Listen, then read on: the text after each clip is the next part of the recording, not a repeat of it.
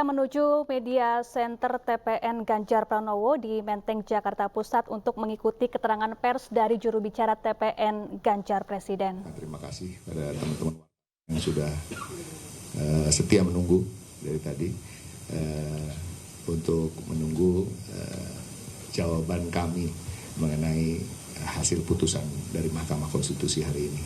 Jadi kita disandra perhatiannya selama 6 jam lebih saya rasa hari ini untuk mendengar putusan tersebut.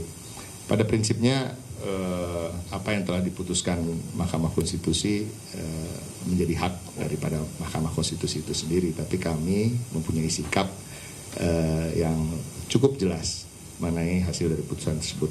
Berikut akan saya bacakan sedikit dari sikap-sikap yang telah kami rumuskan mengenai putusan tersebut. Yang pertama tentunya kami merasa bahwa MK hanya berhak menyatakan apakah undang-undang itu bertentangan dengan konstitusi atau tidak. Dengan itu, ketika Mahkamah Konstitusi mengambil materi muatan baru yang tidak tercantum dalam materi pokok undang-undang yang sedang diuji, ya ini ketentuan baru pernah atau sedang menjabat sebagai kepala daerah, maka Mahkamah Konstitusi dalam hemat kami telah melampaui kewenangannya sebagai institusi negara. Yang ketiga tentunya apa yang diputuskan Mahkamah Konstitusi walaupun ia bersifat final dan binding tidak memiliki fungsi legislasi. Jadi Mahkamah Konstitusi adalah sebuah institusi yang tidak mempunyai fungsi legislasi, maka apa yang diputuskan tidak otomatis menjadi hukum. DPR dan pemerintah bersama harus merevisi undang-undang pemilu sesuai dengan keputusan dari Mahkamah Konstitusi tersebut. Dengan demikian, sebelum undang-undang pemilu diubah, siapapun yang dimaksud dengan sedang atau pernah menjabat sebagai kepala daerah selama usianya belum mencapai usia 40 tahun tidak bisa didaftarkan ke KPU sebagai calon presiden maupun calon wakil presiden. KPU dan Bawaslu sebagai penyelenggara pemilu juga tidak bisa melakukan perubahan PKPU berkaitan dengan materi muatan pernah atau sedang menjadi kepala daerah sebelum undang-undang pemilu tersebut direvisi di DPR. Terima kasih. Mungkin itu yang bisa kami sampaikan saat ini, dan kalau ada tambahan dari Mas Tama. Terima kasih Mas Ciko. Rekan-rekan sekalian, menambahkan sedikit saja. Pada prinsipnya tentu kami dari TPN menghargai apa yang kemudian sudah diputuskan oleh Mahkamah Konstitusi. Meskipun tentu saja ini menjadi masukan, karena kami beranggapan bahwa Mahkamah Konstitusi itu hanya menyatakan soal ketentuan undang-undang yang bertentangan atau tidak dengan konstitusi, kemudian tidak menambah norma yang baru. Nah, dalam putusan ini kami menilai hal tersebut dilakukan. Meskipun pada beberapa kali putusan yang sudah disampaikan, kami cukup melihat itu konsisten. Ada angka tawaran yang kemudian diturunkan dari angka 40, namun kemudian di ujung tiba-tiba kami melihat MK menambahkan norma. Apa itu? Yang pernah atau sedang menjabat sebagai kepala daerah, yang tentu saja ini menjadi kritik gitu dan masukan untuk MK di kemudian hari. Itu yang pertama. Yang kedua, tentu saja ketika ada perubahan norma di sebuah undang-undang, tentu ini akan membutuhkan lagi waktu untuk lebih teknis diatur dalam peraturan-peraturan di bawahnya, misalnya PKPU. Dan tentu saja tahapan ini sudah berjalan pemilu, waktu yang tersisa tinggal 3 hari ya untuk pendaftaran capres gitu ya. Nah, tentu saja ini sesuatu yang membuat teknis pelaksanaan semakin sulit ya, meskipun ketika MK putuskan itu menjadi sebuah ketentuan itu harus dijalani, namun kemudian secara teknis ini pun juga akan menimbulkan kendala. Dan kemudian poin lainnya kita juga berharap begitu ya, ini tidak kemudian dipaksakan, karena kalau diteruskan dalam konteks yang seperti sekarang ini juga akan sulit secara teknis, kira-kira begitu. Nah, mungkin itu sedikit tambahan dari saya. Ada rekan saya dari mau bicara? Mana? Oke, mungkin rekan-rekan itu sedikit yang kami tambahkan ya terkait dengan putusan MK dari ini. Itu jawaban juga dari kami. Mungkin selanjutnya kami serahkan kepada rekan-rekan kalau ada hal yang ingin ditanyakan, kami persilahkan. Siap, Mas.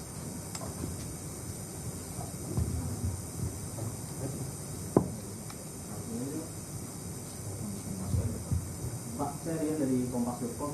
Ini kan berkaitan dengan putusan MK kan yang istilahnya membolehkan usia batas minimum cawapres itu 35 tahun. Nah ini kan juga itu melebar itu ke pencalonan Mas Gibran menjadi pendamping Pak Prabowo. Nah ini kan seperti apa TPN menanggapinya, dan ada info juga bahwa Mas Gibran akan dideklarasikan menjadi kader Partai Golkar malam hari ini. Apakah TPN Ganjar sudah mendapatkan informasinya atau belum nih Mas? Seperti itu. Terima kasih. Jadi tadi pertanyaannya mengenai dikabulkannya gugatan yang mengenai pernah dan sedang menjabat atau sedang menjabat. Jujur di tim pemenangan nasional Ganjar Pranowo yang kita fokuskan adalah untuk bagaimana caranya memenangkan Bapak Ganjar Pranowo untuk sebagai Presiden Republik Indonesia 2024 bersama calon wakil presidennya tentunya. Dan kami tidak menaruh perhatian khusus atau memikirkan secara khusus apakah Mas Gibran akan menjadi cawapres daripada capres lain atau dia akan menolak dan lain-lain, walaupun putusannya sudah memuluskan jalannya bila ia ingin menjadi calon wakil presiden daripada calon presiden lain. Saya rasa itu aja jawaban kita. Ya silakan. Gatot dari CNN Indonesia mau tanya apakah tanggapan ini merupakan tanggapan resmi dari partai-partai pendukung Pak Ganjar, dan bagaimana kalau nanti dari KPU meluluskan tambahan pasal tadi yang oleh MK? Sementara ini apa yang kami sampaikan di depan rekan-rekan wartawan adalah sikap resmi daripada tim pemenangan nasional Ganjar Pranowo TPN, sikap resmi dari partai-partai yang mendukung pencalonan Pak Ganjar Pranowo sebagai calon presiden. Nah, mengenai apa yang akan kami buat bila KPU meluluskan PKPU mengenai calon yang boleh mencalonkan dia cukup sedang atau tidak sedang apa pernah menjabat sebagai kepala daerah, itu nanti kita akan bicarakan lagi kalau itu terjadi. Saya rasa sekarang juga karena ini kan hasil dari putusan ini kan baru tidak sampai 1 jam yang lalu ya. Jadi saya rasa rapat-rapat juga masih berlangsung walaupun setelah putusan keluar ada sikap resmi yang telah kami nyatakan tadi. Mungkin ada tambahan dari Mas Tama. Terima kasih. Iya Mas, betul tadi melengkapi apa yang Mas Ciko sampaikan. Ini kan putusan baru ya, artinya kami juga belum ada pembicaraan lebih serius. Yang kami lakukan ini merupakan respon cepat terkait dengan permintaan dari rekan-rekan begitu ya, untuk melakukan siaran pers. Itu yang pertama. Yang kedua memang terkait dengan pertanyaan tadi, itu kan juga menjadi hal yang berkembang di ruang publik ya. Ada yang bilang bahwa ini ada intervensi dan lain-lain sebagainya. Tentu saja kami tidak fokus. Kami tidak mengurusi itu. Mati. Tes. Oh. Kami tidak mengurusi itu, kita fokus sesuai dengan arahan adalah memenangkan Mas Ganjar. Kita fokus di sana. Dan poin lainnya adalah soal asumsi atau dugaan-dugaan itu saya rasa biarkan saja, itu adalah hak publik begitu untuk melakukan penilaian, dan tentu saja itu ujungnya juga ada pada Mas Gibran sendiri. Apakah kemudian dia akan mengiyakan hal tersebut atau tidak.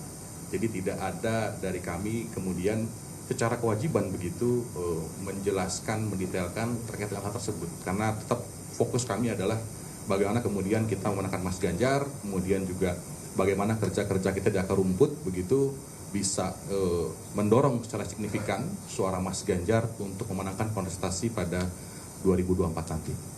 Demikian.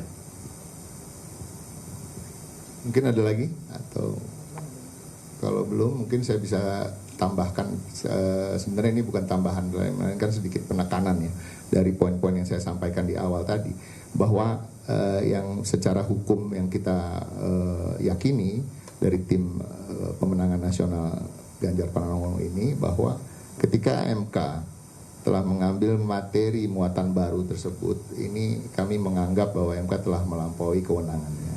Dan poin berikutnya adalah sebelum undang-undang tentang pemilu ini direvisi di legislatif atau di DPR,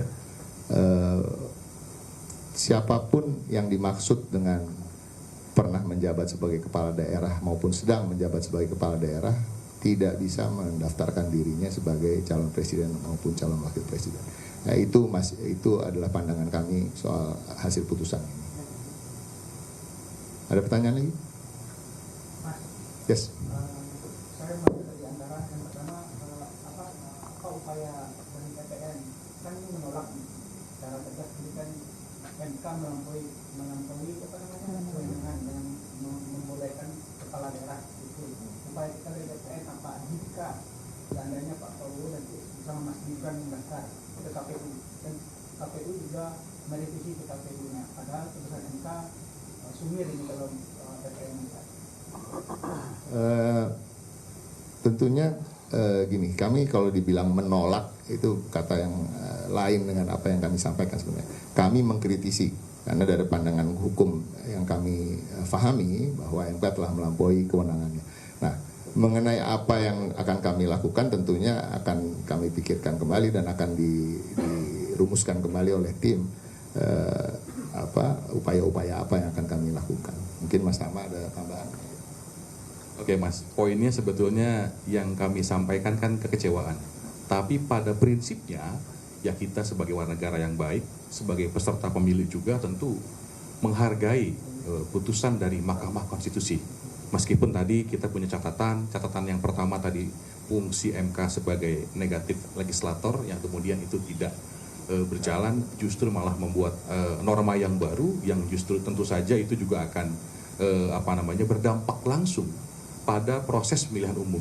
Padahal yang kita harapkan dari MK itu adalah memberikan kepastian, bukan kemudian sebaliknya menambah kegiatan-kegiatan baru yang tentu saja tadi fungsi pelaksanaan secara teknis ada KPU, ada Bawaslu yang tentu saja itu bukan tanggung jawab kami. KPU lah harus menjawab, Bawaslu yang harus menjawab. Kalau kemudian ada pertanyaan, bagaimana kalau kemudian dia mencalonkan diri, lagi-lagi itu bukan menjadi fokus kami, itu silahkan saja. Dan poinnya kalau memang betul kemudian mendaftar, itu kan berarti mengkonfirmasi, mengafirmasi apa-apa yang kemudian menjadi isu di ruang publik. Nah, secara teknis tentu saja kami tidak punya kewajiban lagi-lagi untuk menjelaskan atau yang lain-lainnya. Dan upaya-upaya hukum pun juga kami tidak bisa lakukan. Kan tentu saja kita menghargai putusan MK yang final and binding. Dia sudah final, tidak ada upaya hukum lainnya, kita tidak punya pilihan selain menghargai itu. Tapi kemudian secara teknis tentu akan menimbulkan dampak dan lain-lain. Maka dari itu tentu itu kan kita berikan bebannya kepada KPU dan kepada Bawaslu. Mungkin demikian Mas tambahannya. Ada pertanyaan lain, rekan-rekan?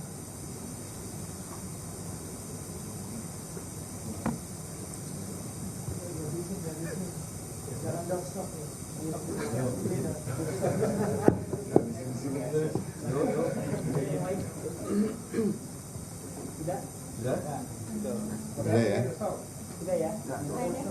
Oke. Nanti dampak dari putusan MK ini apakah akan mempercepat pengumuman cawapres dari Pak Ganjar sendiri, karena TPN kan fokus di pemenangan ya, apakah akan ada dampaknya karena pendaftaran yang sudah lama? Gini, pendaftaran kan dimulai kalau nggak salah tanggal 19 ya. Tanggal 19 sampai diberi waktu 1 minggu saya rasa. Ya. Jadi belum tentu juga kami akan mengumumkan sebelum atau bahkan di awal pendaftaran.